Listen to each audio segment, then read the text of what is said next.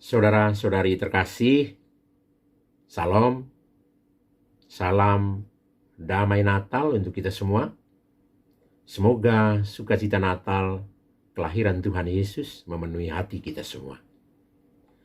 Mengawali renungan pada Hari Raya Natal 25 Desember 2022 ini, saya ingin menceritakan satu cerita rakyat dari dunia Timur Tengah. Diceritakan bahwa ada seorang petani tua pergi menghadap raja untuk mencari keadilan karena ia diperlakukan tidak adil oleh sesamanya. Seturut kebiasaan setempat, mereka yang mau bertemu raja mesti membawa sedikit oleh-oleh. Paling kurang, apa yang menjadi hasil kerjanya sendiri. Petani tua itu pun sangat memperhatikan adat kebiasaan itu. Ia pergi ke istana kerajaan dengan membawa beberapa buah kelapa yang merupakan hasil kerjanya sendiri. Di tengah jalan, ia ditipu oleh seorang penjual buah-buahan yang mirip seperti tomat, tetapi berukuran lebih kecil.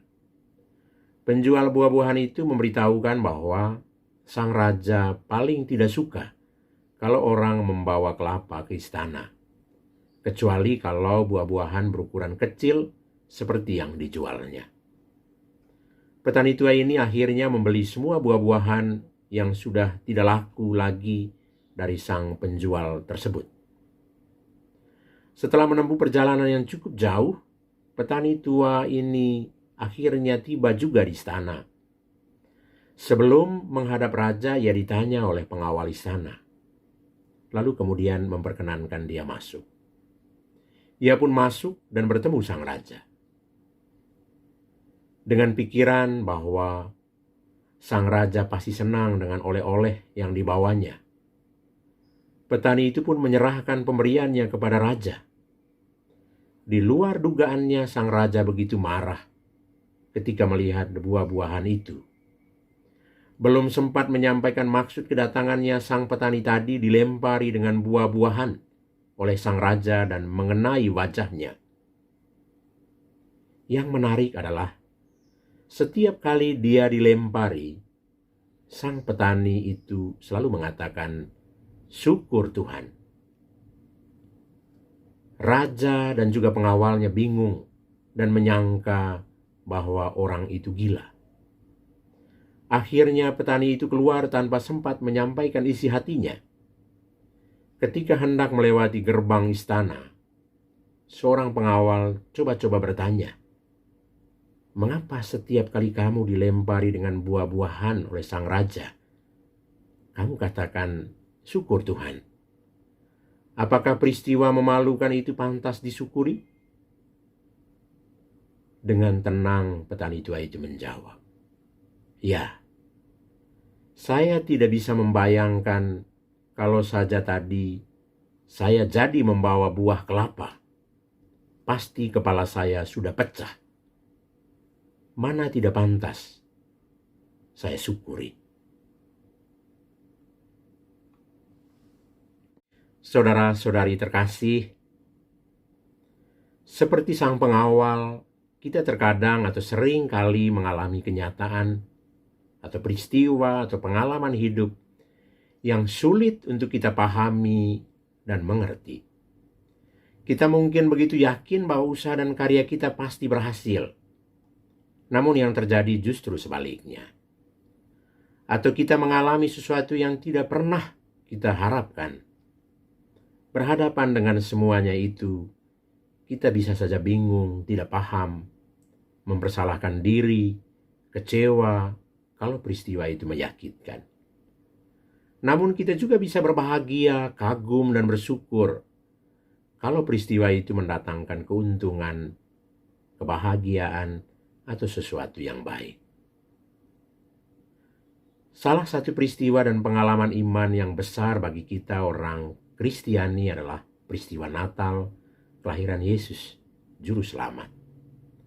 Dalam terang iman, Natal merupakan suatu peristiwa yang sangat mengagumkan, namun secara manusiawi mungkin saja membingungkan, sukar untuk dimengerti. Mengapa? Karena Natal kelahiran Yesus merupakan saat di mana Allah menjadi manusia. Natal merupakan saat di mana Allah turun untuk mengalami sampai sedalam-dalamnya situasi manusia yang rusak akibat dosa.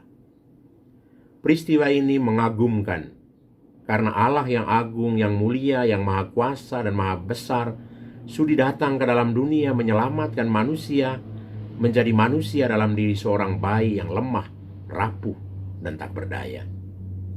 Demi keselamatan manusia, Ia rela melepaskan segala kemuliaan, keagungannya sebagai Allah dan mau mengalami nasib secara penuh. Suka duka, dihina, disanjung, dihormati, dan dicaci maki. Melalui peristiwa Natal, Tuhan turun untuk memulihkan diri manusia yang telah rusak dan hancur karena mencari jalannya sendiri. Peristiwa Natal menunjukkan bahwa Allah tetap mencintai kita, mencintai manusia, meski diri manusia sudah rusak. Ini merupakan tindakan agung Allah yang mungkin saja membingungkan, tapi sekaligus mengagumkan bagi kita manusia. Saudara-saudari terkasih, rahasia penjelmaan Allah menjadi manusia itu dilukiskan oleh Yohanes secara sangat jelas dalam bacaan Injil. Ia menegaskan bahwa Yesus adalah sabda Allah yang telah menjadi manusia. Ia berdiam di antara kita dan mau mengalami seluruh suka duka hidup kita.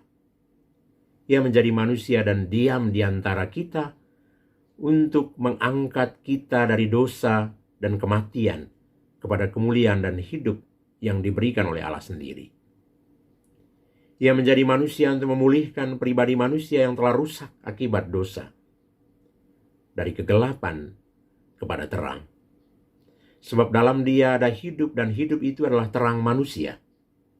Dengan kata lain, Allah menjadi manusia agar kita menjadi anak-anak Allah. Yesus menjadi manusia untuk mengangkat kita menjadi manusia yang ilahi. Tindakan Allah itu bukan merupakan suatu kebetulan. Sejak awal mula Allah menghendaki keselamatan manusia, keselamatan kita. Surat kepada orang Ibrani menegaskan bahwa sejak dahulu Allah berulang kali dan dalam berbagai cara berbicara kepada manusia lewat perantaran para nabi. Namun pada zaman akhir ini Ia telah berbicara kepada manusia dengan perantaran anaknya sendiri. Dengan kata lain, keselamatan manusia sudah dikehendaki dan direncanakan Allah sejak penciptaan alam semesta. Di sini Natal merupakan wujud kesetiaan Tuhan untuk menyelamatkan manusia buatan tangannya sendiri. Biarpun manusia sudah begitu rusak dan hancur, tetapi Tuhan tetap menjaga kita manusia. Tuhan tetap setia pada janji dan rancangannya sejak dunia diciptakan. Maka Natal bagi kita merupakan sebuah peristiwa gembira, sukacita dan damai. Nabi Yesaya dalam bacaan pertama mengajak umat Israel untuk bergembira dan bersorak-sorai karena berita damai dan kabar keselamatan bahwa Tuhan menghibur dan menebus umatnya. Kita bergembira dan bersukacita karena bangsa yang berjalan dalam kegelapan telah melihat terang yang besar. Mereka yang diam di negeri kekelaman atasnya telah bersinar. Allah menunjukkan kekuatannya dengan membebaskan Israel dari perbudakan dan penjajahan oleh bangsa-bangsa asing. Dengan demikian, Natal bagi kita merupakan saat di mana Allah membebaskan kita dari perbudakan dosa. Dalam diri Yesus Allah menebus manusia yang masih ditindas oleh dosa. Natal bagi kita saat Tuhan menghadirkan terang sejati Yesus Kristus untuk menghalau segala kegelapan dosa yang kita lakukan. Dengan itu, kita semua tidak lagi menjadi anak-anak gelap, tetapi menjadi anak-anak terang karena sudah ditebus oleh Yesus sendiri. Saudara-saudari terkasih, pertanyaan untuk kita adalah, apa yang mendorong Allah melakukan tindakan yang luar biasa seperti itu untuk kita? Mengapa Allah yang mulia dan agung rela mengalami situasi seperti kita? Allah melakukan semuanya ini karena cintanya kepada manusia yang diciptakannya menurut gambar dan rupanya sendiri. Cintalah yang menggerakkan Allah melakukan tindakan yang mungkin membingungkan bagi kita.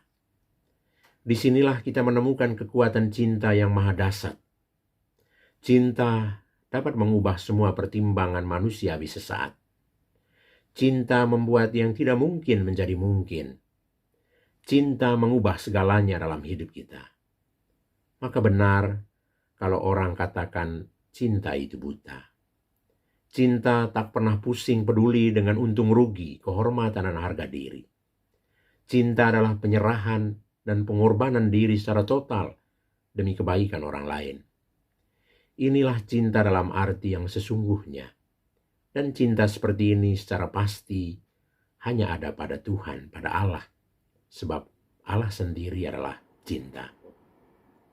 Kalau demikian, Natal sesungguhnya bagi kita merupakan peristiwa cinta. Perayaan Natal adalah perayaan cinta Allah kepada manusia. Dengan ini Natal bagi kita sebenarnya bukan sekedar sebuah kenangan akan kelahiran Yesus. Akan tetapi Natal merupakan sebuah tugas bagi kita untuk menunjukkan cinta Allah kepada dunia, sebagaimana Allah menunjukkan cintanya kepada kita. Natal merupakan ajakan dan contoh bagi kita untuk menampakkan kasih Allah itu kepada dunia. Dalam bahasa Yohanes, kita membawa terang itu kepada dunia. Itu berarti perayaan Natal baru berarti dan bermakna bagi kita kalau kita sanggup dan membiarkan diri kita dilahirkan kembali. Kita mesti lahir kembali bukan dalam arti fisik, tetapi dalam arti rohani. Natal menjadi sangat bermakna kalau kita mau berjuang menjadi orang benar dalam tutur kata, dalam sikap dan perbuatan kita, dalam kerja atau tanggung jawab yang kita emban setiap hari. Saudara-saudari terkasih, Natal kelahiran Yesus akan menjadi Natal kelahiran kita juga kalau kita menanggalkan segala sikap yang menghambat orang lain untuk mengalami cinta Allah dalam hidup. Konkretnya, Natal tidak akan bermakna kalau kita masih sangat terikat dengan cara hidup yang lama. Natal menjadi kehilangan arti kalau kita tidak mau berubah dalam hidup. Sebaliknya, Natal menjadi berarti kalau kita menghidupi kearifan, duduk bersama, bekerja bersama dalam semangat persaudaraan. Singkatnya, Natal mesti menjadi saat kita membaharui diri kita dengan menanggalkan segala sikap dan perilaku yang merusak hidup kita. Tugas kita tidak sampai di situ saja. Kita masih mendapat tugas untuk menghadirkan kasih Allah kepada dunia lewat tugas pengabdian kita setiap hari. Kita dipanggil untuk membawa sukacita Natal kepada dunia dalam hidup bersama kita setiap hari. Kita dipanggil untuk menciptakan suatu dunia yang baru yang diwarnai oleh cinta, oleh persaudaraan, kedamaian. Apalagi di tengah dunia yang masih diwarnai kekerasan, konflik saat ini. Inilah yang menjadi pesan Natal bagi kita semua. Selamat Natal untuk kita semua. Semoga sukacita Natal kelahiran Tuhan Yesus memenuhi hati kita. Tuhan memberkati kita semua. Amin.